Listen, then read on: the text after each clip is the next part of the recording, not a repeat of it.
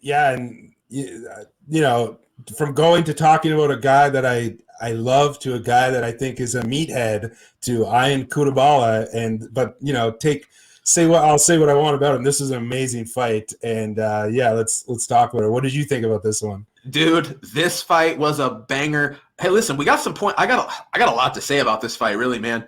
Iwan Cutelaba, Dustin Jacoby, split draw. One judge sees it 29-28 Cutelaba. One judge sees it 29-28 Jacoby. One judge sees it 28-28. We got ourselves a draw here, folks. I had a bet on Iwan Cutelaba, and I'm a little bit irritated, to be honest. Don't get me wrong. I'm going to absolutely take a draw over the L on a Jacoby win, because personally I didn't see a 29-28 Jacoby performance. I think the best thing, which Paul Felder absolutely and Bisping I think agreed with me. I think that was a 10-8 first round. I honestly think Cutelaba even won the second round. Okay, I probably would have scored that 29-27. Okay, as opposed to even 29-28. To me, that was a 10-8 first round by Cutelaba.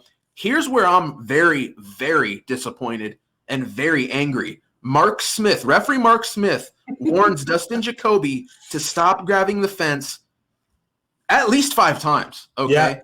Yeah.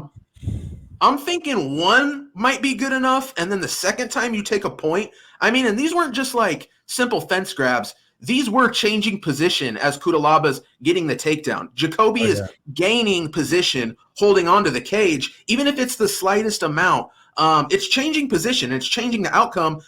Iwan Cutelaba got very close to stopping Dustin Jacoby 2 or 3 times in this fight. The referee told Jacoby, protect yourself. You got to do something, move. And a fence grab is what would save him, as Cutelaba would try to drag him away to get a better position. I'm a little bit irritated here. I honestly think Cutelaba gets a 10-8 round in that first round, but it should have been 10-7 with a point deduction from Jacoby. And in that case, there's no way mathematically Cutelaba loses this fight. I'm disappointed in the referee. I'm disappointed that all 3 judges didn't see this as a 10-8 round. Yeah, I get it, though. Overall, when you look at the fight as a whole, it was a close fight. Iwan Cutelaba slowed down tremendously. Dustin Jacoby absolutely began to find his distance. Stay off the ground. That's where he found success, was on the feet.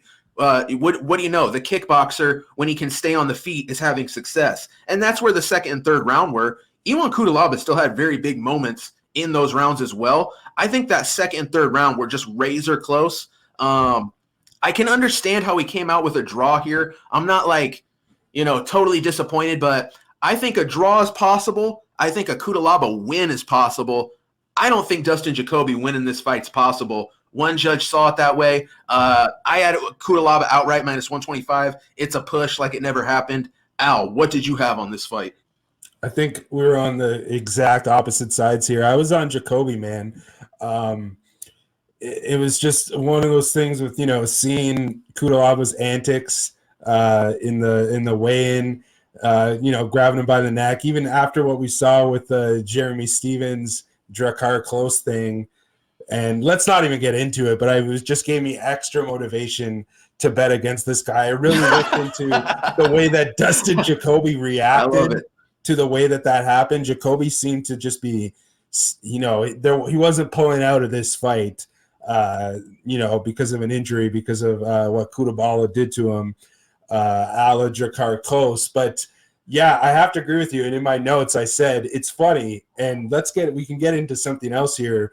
Mark Smith had himself a night tonight. Because, boy, did he! He had a legendary performance, didn't he? It's funny. Like Mark Smith had, he DQs Random Marcos, and which we can get into in a bit. But let me just finish this thought. But I mean, he DQs Marcos for an accidental strike to a grounded opponent, which is really just a stupid rule.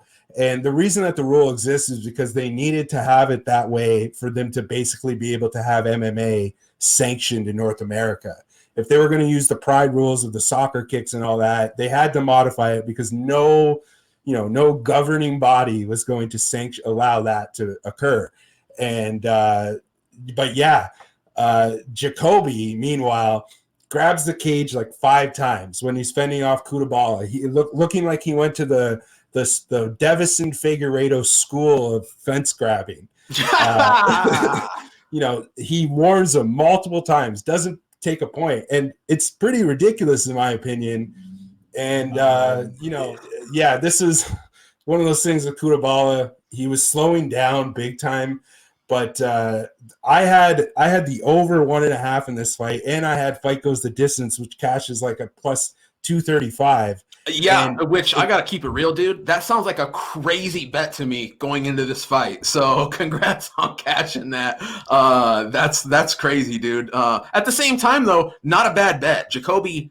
I mean, he is a finisher, but at the same time, once Cutebala got past round 1, you were looking pretty good. So yeah, not a bad bet, I guess.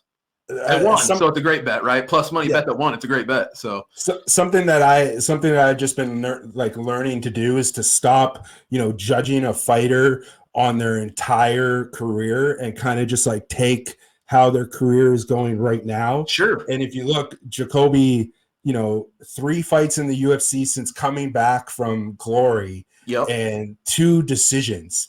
And I was like, I think that Ian Cutebala is a little bit plotting. And if he can catch him in that phase where he's, you know, a little bit gassed, I thought he might have just been able to stay on the outside.